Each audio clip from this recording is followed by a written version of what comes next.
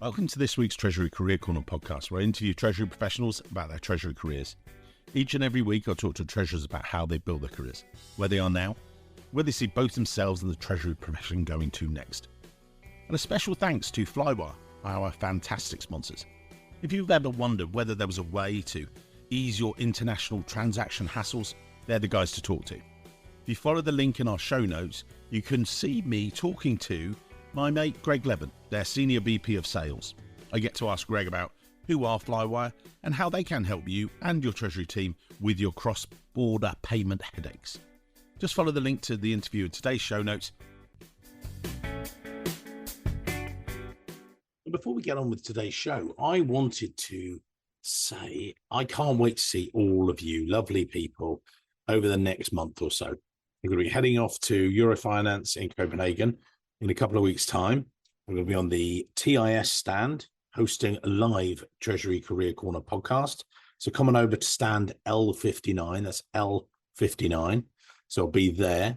And then 2 weeks later, heading over to Nashville, AFP Treasury Conference in the US, where I will be talking to lots and lots of you lovely people on day one on the Sunday about optimizing your Treasury networking experience at the conference. I've got a different title for it, but we'll tell you more about that. So I want to see you there. If you're going to be there, could you drop me an email? Let me know at either of them. If you want to meet up, it'd be great to see as many of you as possible to mike@treasuryrecruitment.com.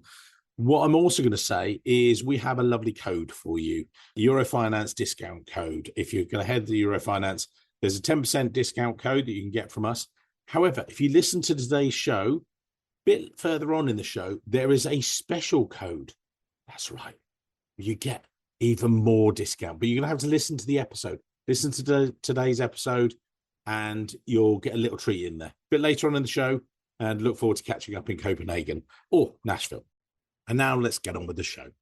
In this week's show, I'm joined by Nils Ostendorf, the Director of Global Treasury at IFCO Management GmbH, where he manages global financing, risk management, and cash management. IFCO, for those of you who don't know, is a leading global provider of reusable packaging solutions for fresh foods, serving customers in 50 plus countries. They operate a pool of over 370 million reusable packaging containers, crazy, globally, which are used by 2 billion shipments of fresh fruits, veg, meat, poultry, seafood, eggs, bread, other items everywhere for grocers across the world. We're going to get back onto that a bit later on the show. Nils and I had a great chat previously about his career. So we're going to go back about how he first discovered finance and treasury, just as we do each and every week. I'm going to shut up. Nils, over to you, sir. How did it all start for you? Back to the beginning. Over to you. All started after university. I started in 2001 to look for a job after university. The dot-com bubble had just burst. It was quite difficult to get something. I didn't care whether I worked in a consultancy, in a company, or in a bank, but what I wanted to do is corporate finance. In the end, I ended up at Dresner Bank, which was at that time the number 2 bank in Germany. And with that, you say you want to do corporate finance. Why? Did you discover that when you were going through your education, or not really, or you just... I'm not really sure, but I think mid-80s, I read an article about the Nabisco story. Afterwards, I read the book. This was one of the first private equity deals and leverage outs by KKR. And I think there's a film about it as well. It's Giants at the Door or something like this. And sorry? Giants at the Gates or something. Giants at the Gate, yeah. Yeah, I have seen that, I think, years ago. Yeah, a while ago. So, yeah. Yeah. And this article I read in the newspaper, and I said, this sounds great. This is something I would like to do. Yeah, so this was the reason for studying business administration and focusing on corporate finance then. And this is where I ended up. And I hear quite a few. Then when it's to banking, now I hear this in the UK, it doesn't tend to happen so much, but I think it's maybe the way European banks are developed, that you get very close to your clients and things like that. It's a good way to train and develop your finance experience. But you joined Dresner. Can you talk us through the time you had there and what that was like for you and training you, as developing you as a finance professional? Yeah, I started there with a trainee program for corporate finance or corporate banking at that time. And I was in a member of a team in Stuttgart. Yeah, so we had a lot of mostly automotive clients, yeah, but others as well. And as trainee, I saw the different parts of the team, which still was in place there. Yeah, so I was a part of the credit team for a certain time. Then I was in the relationship team. Then I was in that's more or less the back office. Yeah, so I saw different functions in that corporate banking team. And this is how I was trained. Yeah. Then I had some deep dive sessions in credit analysis, which is the focus for banks still at that time and nowadays as well. Yeah. That you are focusing on analyzing customers, yeah, their credit needs, their credit wishes, yeah, and so on. Maybe it changed a little bit that the banks now ask for the cash flow. In former times, they looked more on the balance sheets and the P&L, but in general, this didn't change so much. So this is how I got trained, yeah. And then after the trainee, I got a first role responsible together with some relationship managers. I was an associate, yeah, for 1.5 years. Yeah, there I did all the stuff the corporate bankers didn't want to do. Yeah, so I had to analyze the smaller customers. I had to do the telephone work. I had to prepare documentations, presentations, and whatever. This gave me a lot of insights in different industries, different customers, different business models. Yeah, and after that, I took over a relationship position. And this I did for nearly 2 years. And then I was responsible. Yeah, but the responsibility in corporate banking is always that you are the head or the face to the customer. Yeah, and so they call you. It's more a key account role. Yeah, they call you whatever problem they have. Yeah, and you look in your team because it depends a little bit on your client portfolio. But you have normally a cash manager in your team. Yeah, you have one doing risk management, one pending some asset management. Yeah, and the loans and the credits is your responsibility. And this is what you're doing. And when you were there and developing that, your main clients, were you dealing with treasuries day to day and things like that? Or what were the challenges you were seeing coming from treasury departments? I think that time, and maybe it was related to the size of the companies I was as a junior. Yeah, I was responsible for the smaller companies. So many treasury departments weren't existing at that time yet. Yeah, so it was mostly the head of accounting doing some loans, yeah, or directly the managing director dealing with the banks and treasury. I think I only had one client out of 40, one client who had a treasury department. And I think this changed during the last 20 years, 25 years, because nowadays it's not the size of the company who has a treasury department. It's related to the complexity. And as every company, I suppose it's the same in UK and in continental Europe, yeah, the export business is much more than in the past. And the internationalization of the business has progressed. Yeah, so even the financing or the cash management part of the companies has an increased complexity. Yeah, so this needs some specialists. Yeah. And then how come you moved on from banking? You were there, you were enjoying it, or what happened next? What then tempted you to sort of corporate finance? The problem in banking is always that you have a credit department. You are sent to sell products. Yeah.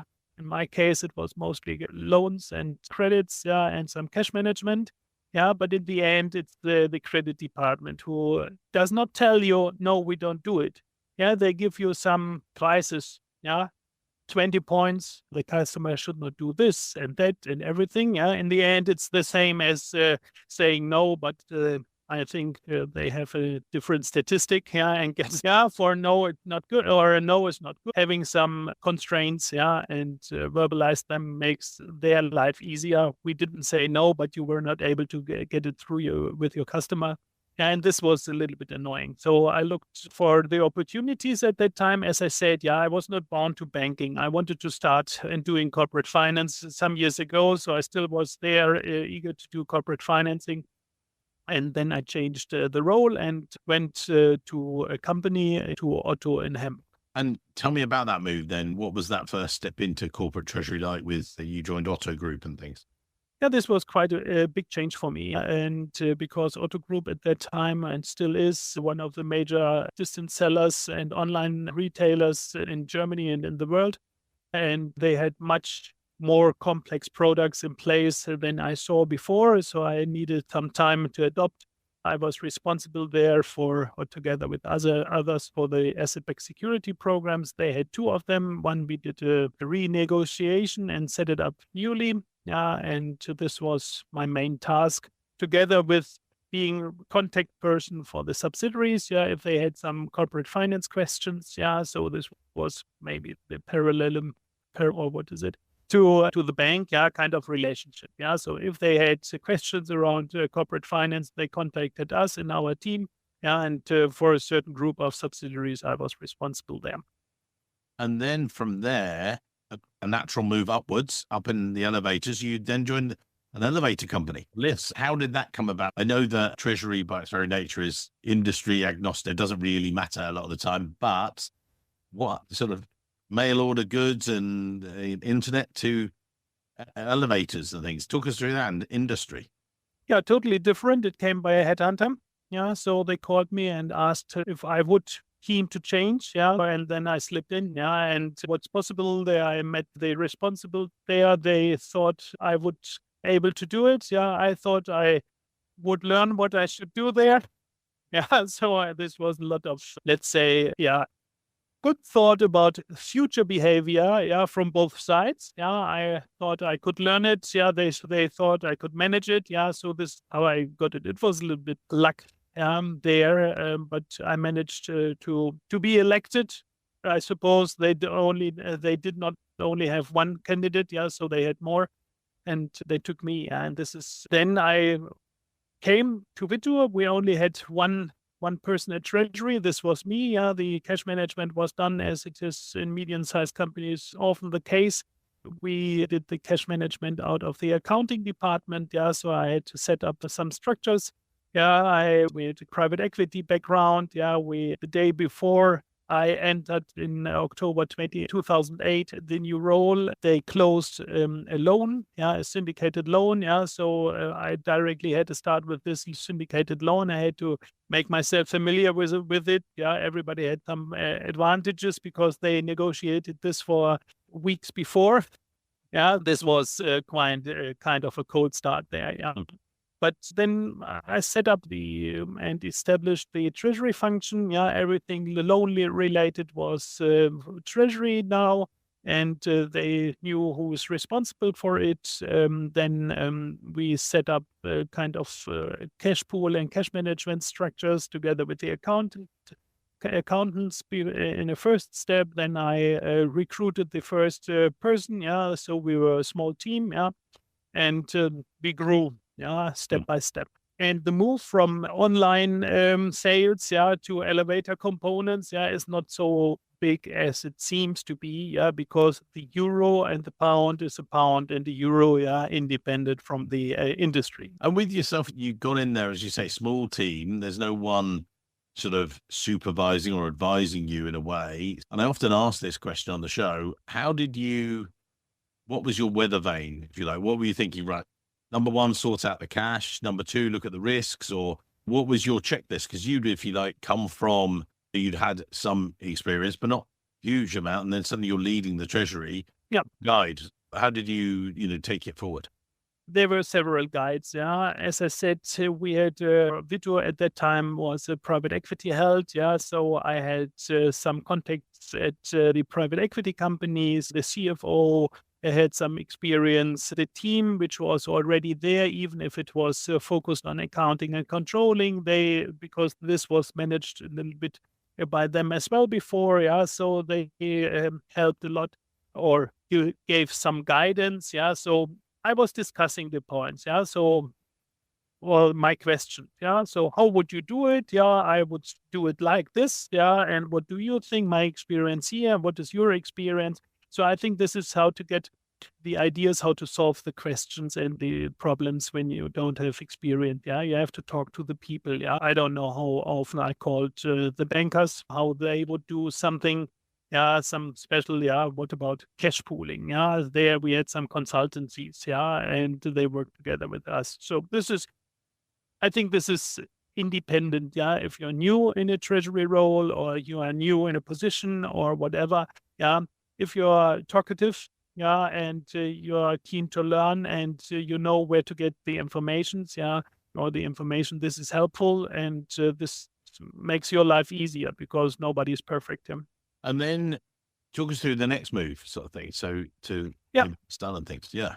We had, after 8 years, private equity held companies, with 2 exits and an acquisition of the number 3 of the market.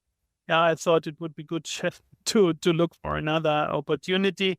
Again, I got a call from a headhunter. He offered me a quite interesting job at one of the oldest family-owned companies in Germany, Faber Castell Aktiengesellschaft, the famous pencil manufacturer. And so they offered the job of head of treasury. And again, I suppose they had different options. They took me, chose me. And this was very good. Totally different to what I had before, because if you are working in a private equity environment, normally, if it is not distressed private equity, they are keen to grow. So growth is important. All is focused on growth. You have enough resources to grow and so on. Now I came to Faber Castell. When I started there, they were in the period or peak periods. They had the best business years until that time. So this was the coloring sketchbook trend was at its peak. So even the adults were painting sketchbooks and paint books, and this was very good for all pencil companies, and especially for Faber Castell. And 1.5 years after, this trend stopped by chance, as it began by chance. It stopped by chance, and then the seasonality went down. So we had to suffer a little bit. Then we came up. And after 4 years, I left Faber Castell again, directly before the pandemic came, when it went down again. Yeah. And you then joined IFCO. Can you Yes. about the company? I talked about it a bit earlier, but that's the public statement and some of those. What's it like there, or talk us through the company? Again, it was private equity held, and which makes life a little bit easier. As I said, if you're focused on growth, if you're focused on financing, to foster and to finance growth, and to get some structures implemented, it's easier in a strong growing company than with such a seasonality as I had before at Faber Castell. And this was the aim. This was the goal when they hired me, to have someone who can finance growth, and who finance the development. Even IFCO was a company, or is a company, who had several different owners already. So they were first, when they were founded, they were family owned, then they were already stock listed, then they were private equity held, delisted, sold to an Australian packaging company. And shortly before I came, it was sold to new private equity owners, a 50-50 share between Triton and Adia, and they wanted to grow business and to do everything. And there was already a small treasury department, but they saw that all the tasks which were done before by Brambles, which was the Australian packaging company owning Coke, we had to set up ourselves. So we had to grow all teams. When I came, for example, treasury, legal, and tax department at IFCO was smaller than the marketing department. So this was not the best, for a standalone company. So we had to set up not only in treasury, but even in treasury, we had to set up the team. So now we are 4.5 FTEs, and this was the task, and to grow with the tasks which are there, to finance growth, to manage the loan we have, which was mostly the purchase price refinancing, doing the reporting, establish structures to do this, agree on a format and everything. This is what we did at that time. We talked there at the head of the show that obviously the business is about boxes. But there's also then cleaning processes that go behind that. So it's not just as straightforward as here's a box, boom, it's then bringing it back, it's the recycling, it's looking after that and all of that. That then brings with it challenges on capital expenditure, and CapEx is high. And so obviously Treasury is the forefront of those. How has your role evolved? How have you got involved in that? Because I think, again, for the listeners, they'll listen and go, oh, hang on, it's a box company. Yeah, but hang on, there's lots more than that. So I know you and I talked about this. Maybe you can explain for the listeners how Treasury gets involved. Yeah, I think it's most of all, it's a pooling company. Yeah, it's even if our pool exists of boxes, yeah, reusable packaging containers. And this is the same as with other pooling companies or renting companies. Yeah, you have to first invest in earning assets. Yeah, and then you have to rent them. Yeah, get them on track. Yeah, so to gain money there. Yeah, and then the flows come back. Yeah, so this is quite a different one. Yeah, so you have to invest heavily because our contract partners are the retailers in Europe. Yeah, and if there's a retailer who wants to do good for his supply chain and for his ESG goals, yeah, he changes from cardboard to RPCs. Yeah, and RPCs for the audience. Yeah, it's the reusable packaging container. This is the RPC. Sorry, the abbreviation. That's all right. No, that's great. And what's the shelf life of the container, or what's the throughput there? Again, because then that brings in other dimensions, doesn't it, for Treasury? The useful life of an RPC is more than 10 years, yeah. But nevertheless, as you are growing and you have kind of shortage and breakage, you have to replace them. Yeah, so funding is necessary, even if you have constant flows from your rentals. And this is what we have to manage. So it's a close relation to all the controlling and sales controlling department. Yeah, when they plan how to grow with the retailers, with already existing retailers, or to grow with new retailers. Yeah, this is strategic because production cannot deliver as much crates as new crate retailers need from day one on. Yeah, so it's a ramp up phase. Yeah, it's time shifted. Nevertheless, the financing has to do that before or at the beginning of the process. Yeah, and then you ramp up a retailer step by step.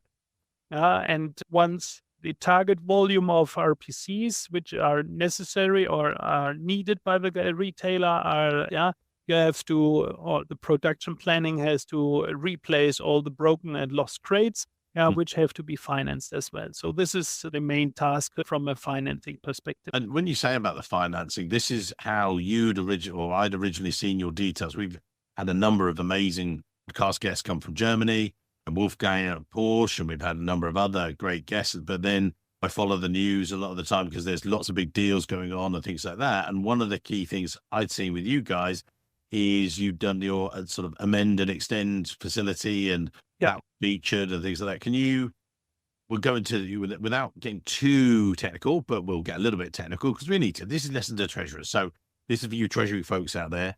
Can you describe what that means and Treasury terms, what that was like for you and the team? The background for this transaction was our purchase price financing. So the leverage loan we had since May 2019 when our new shareholders came in. So this was the classical financing of the purchase price, or at least the share which was left at IFCO. And the maturity of the loan was in late 2025.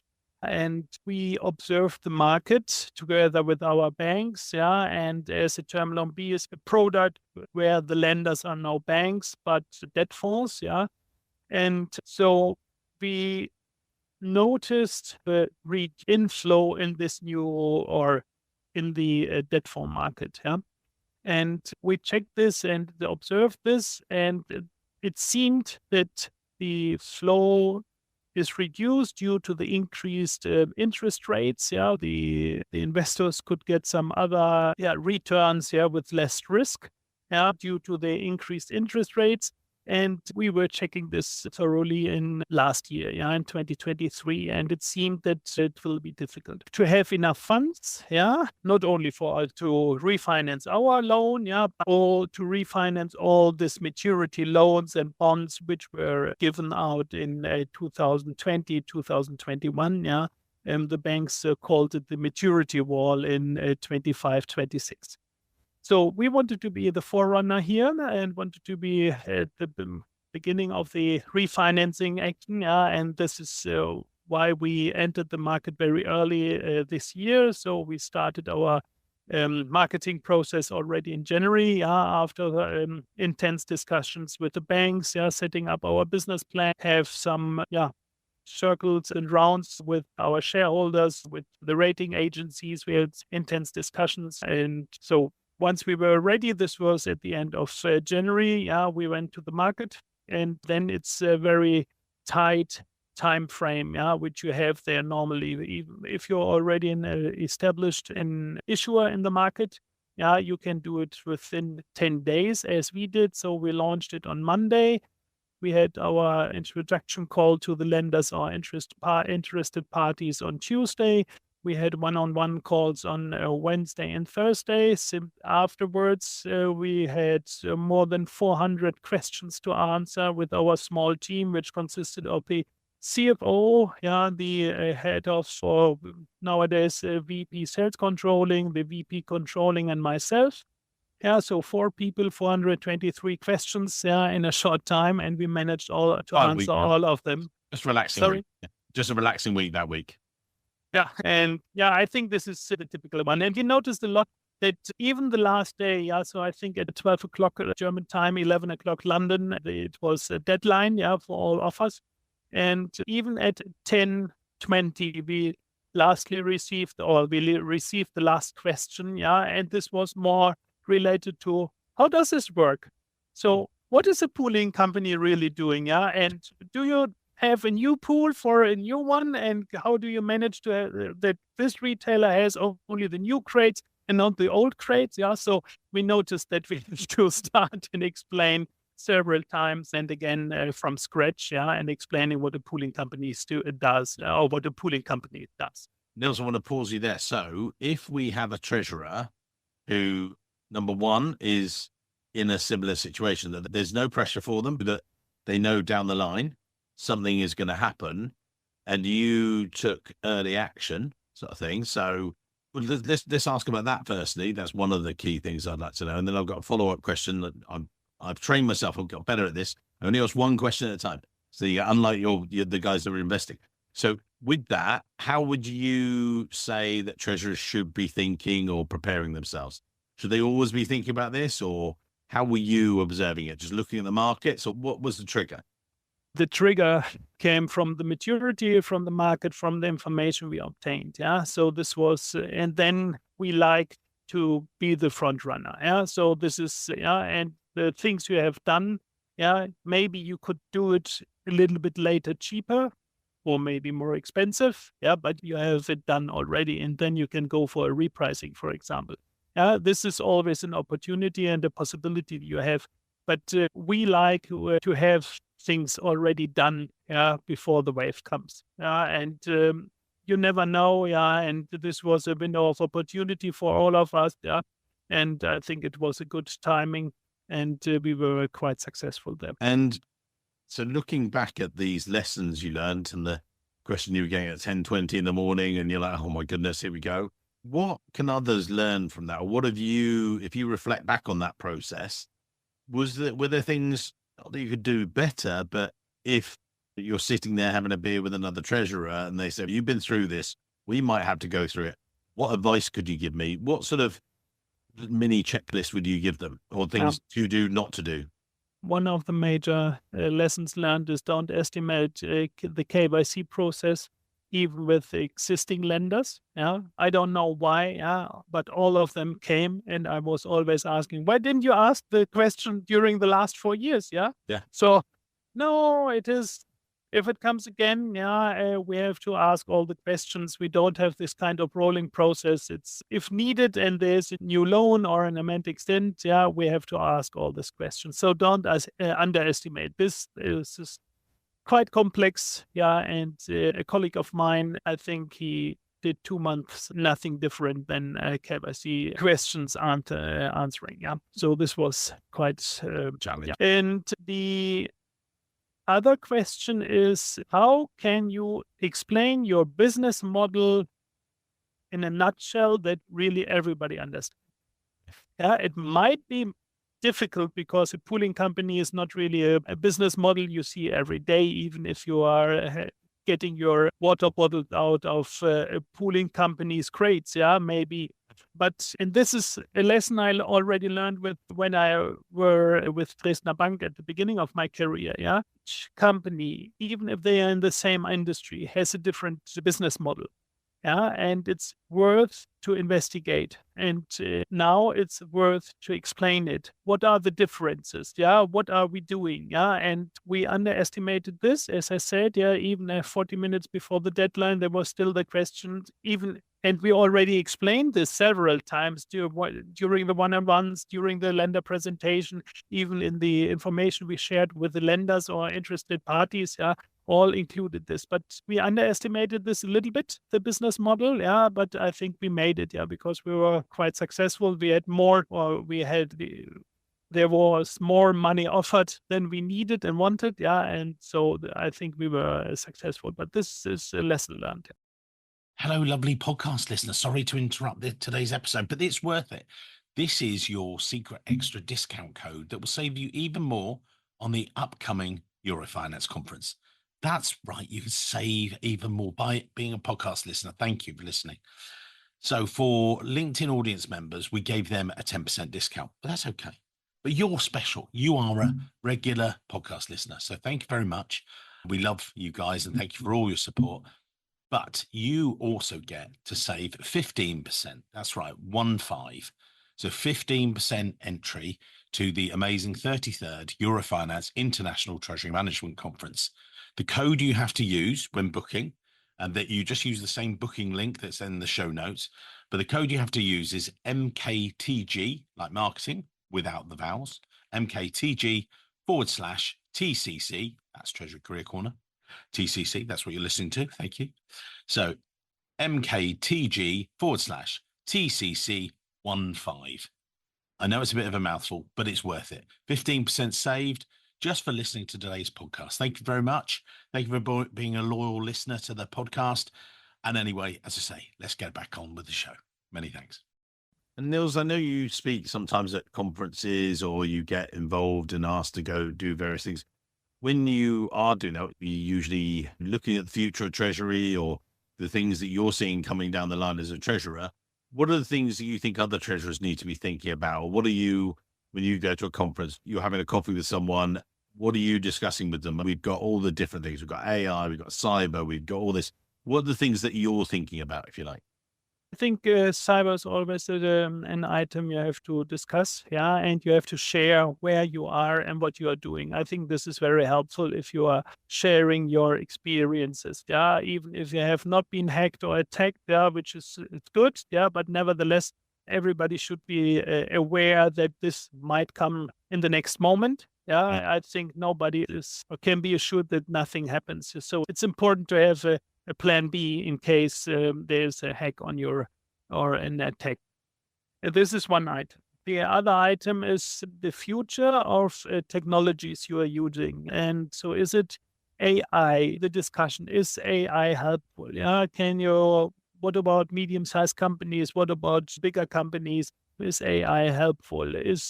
Or would it be enough to have RPAs, robotic process automation in place? Where can it help?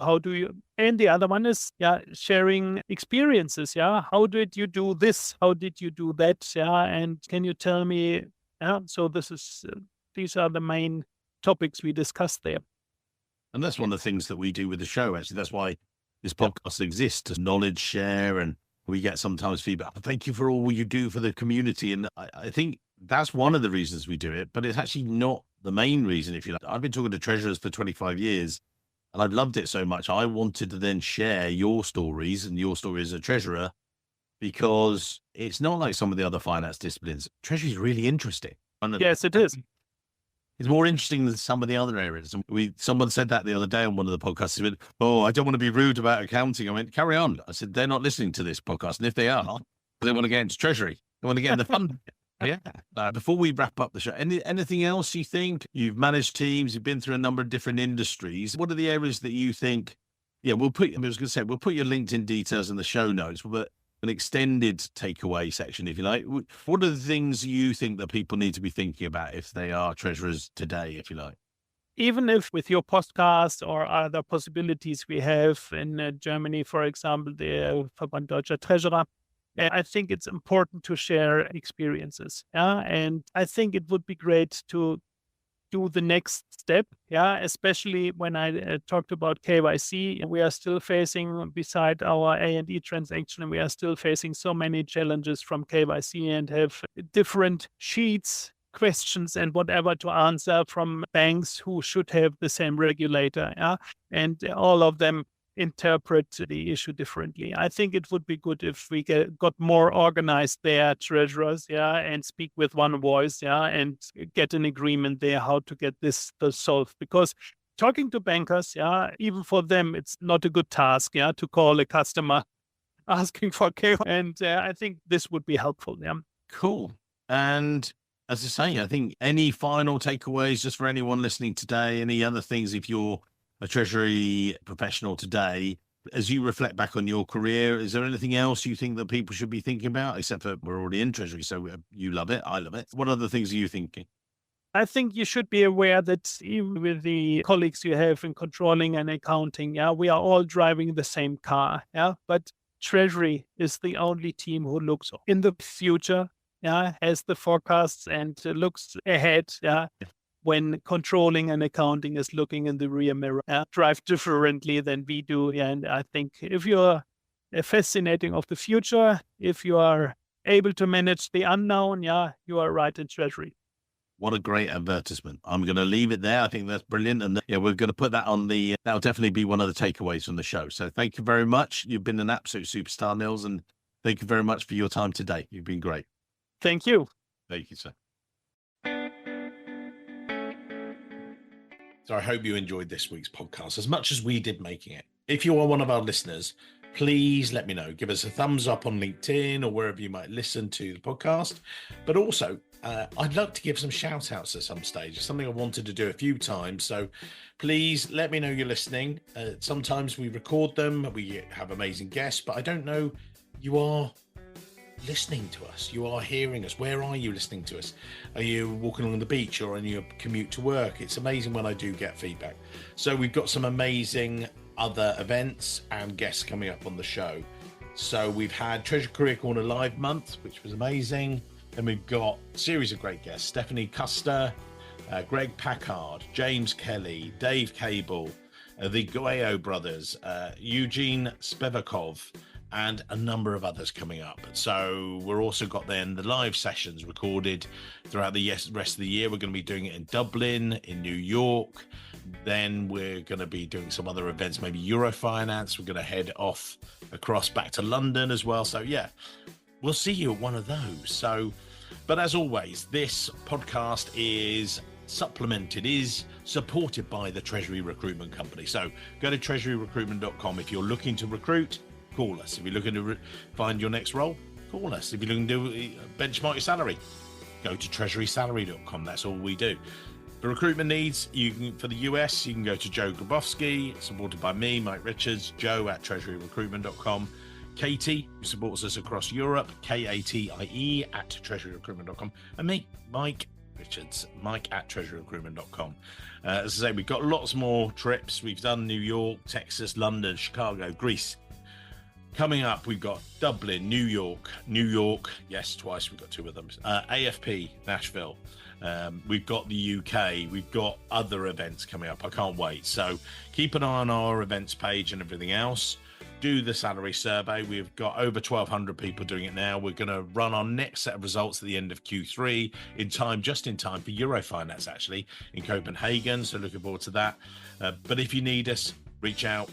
If you want to connect, just drop me an email, Mike at treasuryrecruitment.com, or find me on LinkedIn, and look forward to the next podcast and seeing you soon at a conference. All right, many thanks.